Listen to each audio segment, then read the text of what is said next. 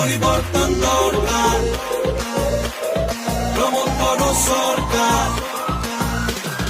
কথা নয় কাম, জনতারে প্রাণ, এয়া হে নেতার পরিচয়, ভেদা ভেদ নাই। दिनै भैरबकुन्द समष्टियाव जोंनि UPPL नि पार्टिनि जि मोनसे मिटिं जादों बेवहाय 12 निफ्राय 1700 सुबुङा पार्टियाव जइन खालामगोन होननानै जोंनो ब्लक कमिटिया फोरमायदों आरो माखासेखौ आंनि आखाइजों आं जइन खालामदों।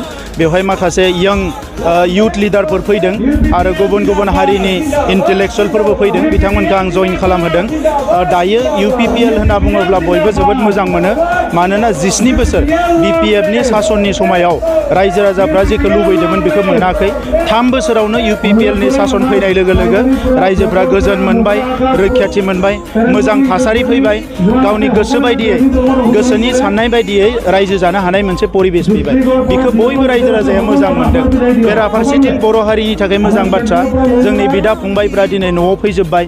जोङो दायो हारिखौ बोरैहाय दैदेनलांगो बिनि थाखाय खौसे जानानै खामानि मावनांगो, बेल' जोंहा थासारि दङ।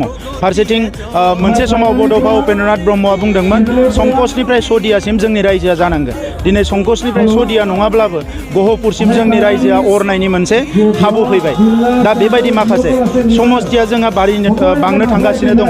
बे गासैबो थासारिखौ नुनानै दिनै रायजो राजाफ्रा लोब लोब फैदों आरो BPF आ बेफोरबायदि खोथाखौ साननो रोङाखैमोन। बिथांमोना जौ जुवा गाज्रि गाज्रि साननाय, गाज्रि गाज्रि मावनायजों राजखान्थि दैदेनदोंमोन। बिखौ दिनै रायजो राजाफ्रा खुनु एक्सेप्ट खालामा, मोजां मोना। सानैसो गावसोरनि मानसिखौनो बिथांमोना ओरै जइन खालामलाय, ओरै जइन खालामलाय, खाना जाहोलाय माबालाय बेखौ खालामगासिनो दङ।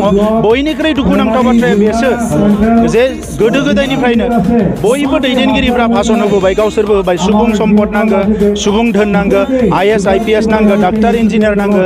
खिन्थु दिनै बाथौ खेराइ मोनसे हटेल बानायनानै हाग्रामा महिलारि बिथाङा बे बाथौ खेराइयाव लाइमोनफोरखौ लाबोनानै बेवहाय बायदिसिना जौ लोंनाय, DJ दामनानै मोसानाय आरो फरायसाफोरखौ फरायनायनि थासारिनिफ्राय गुबुंले खालामनाय मोनसे थासारि दागासिनो दङ। कलेजाव फरायफुनाय फरायसाफोरखौ, इउनिभारसिटियाव फुनाय फरायसाफोरखौ लाबोनानै जयनिं खालामहोनाय, पार्टियाव जयनिं खालामनो सोरबा गोसो दङ बे जुदा खोथा। खिन्थु बेवहाय खाथि खालानि रायजो राजाफ्रा सानफ्रोमबो कमप्लेन होगासिनो दङ। बेवहाय अराय सम DJ दामो, शनिबार सेटारडे सानडे, शनिबार देवबार साननैयाव हराव मानसिफ्रा उन्दुनो हाया।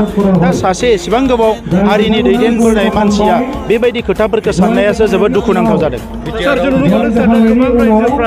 सारनि माखासे मोजां मोनदों, मानो होनोब्ला जेरावहाय 17 बोसोर बिथांमोना मुसुग उमरजों दिन थांबाय, नोंथाङा स्कुल रिपेयारिं खालामदों, गोबां बेबायदिनो फैसाखौहाय मोजां इउटिलाइज खालामदों। सुबुं धोन दानायानो जोंनि थांखि।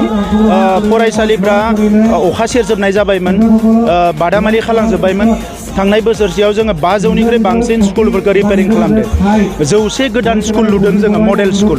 आरो लोगोसे दायो फोरोंगिरि थिसननाय, फोरोंगिरिफोरखौ ट्रेनिं होनाय, साइन्सनि ट्रेनिं होनाय, गं 20 बासाव साइन्स लेब जोंनि फरायसाफोरखौ फोरोंगासिनो दङ।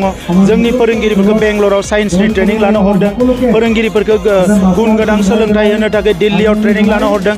गोबां रोखोमनि खामानिखौ जों मावगासिनो दङ। लाइमोनफोरनि थाखाय दाउ अमा फिसिनाय, बड'फा माने लाइभलिहुड मिशन, गोबां रोखोमनि खामानिफोरखौ जों आखायाव लादों। सानसे नोंथांमोनजों अदालगुरियाव फैनानै मोनफ्रोमबो बिसयखौ लानानै आङो गोलावै सावरायगोन आरो नोंथांमोना गासैबो सोंलुखौ सोंनो हागोन, आं गासैबो फिननायखौ होगोन। बड'लेण्डनि सोमावसारनाय समावबो 100% बड'लेण्ड जाया होननानै हेंथा होदोंमोन। BTR एकर्डनि इमप्लिमेन्ट जानायाव बिथाङा हेंथा होदों। हाग्रामा महिलारिया नोंथाङा जेखौ सोंदों बिनि फिननाया मोनसेल'। हाग्रामा महिलारिनि गोसो गोरबोआव हारि होननाय, बर' फिसा होननाय, हारिनि एजेन्डा होननाय जेबो गैया। बिथांनि गोसोआव दा मोननैल' खोथा दङ, फैसा आरो पावार। फैसा आरो पावारनि थाखाय बिथाङा बायनोबो हायो, फाननोबो हायो, सिगिनोबो हायो, गावबो माने मालायनियाव बन्दक थानो हायो, जि नांगौ बेखौनो खालामनो हायो। हारिनि जेसेबां अलखद जागोनब्लाबो बे खोथाखौबो बिथाङा उल्थायनानै बुंनो हायो। बिनि गोबां फोरमान जोंनि आखायाव दङ। दा नंखायनो हारिया मा सानो बेखौ डिसिसन लानो सम जाबाय। जे हारिया जुदि गोग्गो आरो जौगानाय थासारि दानांगौब्ला हाग्रामा महिलारि होननाय मानसिखौ कुनुदिन माने दिनै रायजो राजाफ्रा आरोबाव जायगा होनांगोन होननानै आं साना। खुलुमनोथ' नांगोन, बिथाङा दिनै नङा गाबोन खुलुमनांगोन। नाथाय आं खुलुमजानाय नङा, मानोना बिथाङा बैसोआव आंनिख्रुइ देरसिन। बिथांजों खुलुमजानाय आंनि थांखि नङा।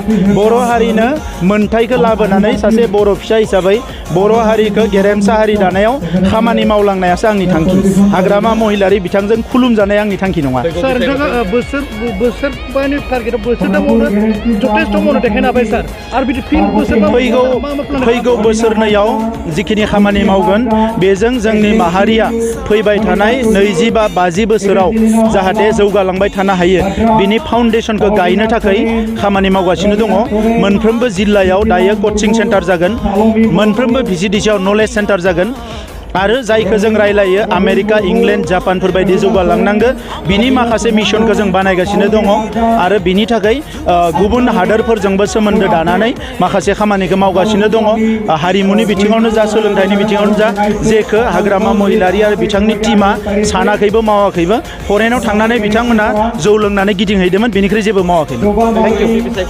इउ